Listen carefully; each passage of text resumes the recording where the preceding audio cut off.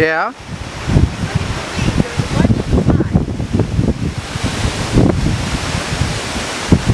You got hummingbirds this morning. You have hummingbirds this morning. It's just a little breezy.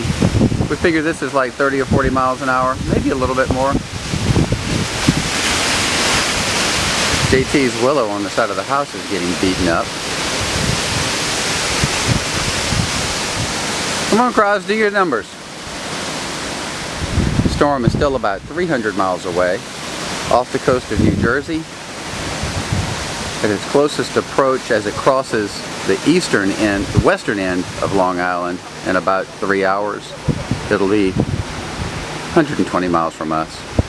So it's not going to be so bad for Rhode Island.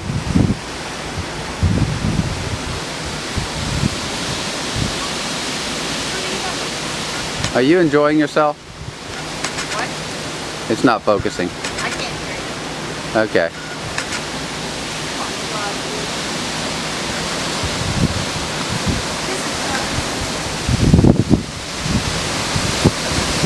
I'm waiting for the wind to pick him up.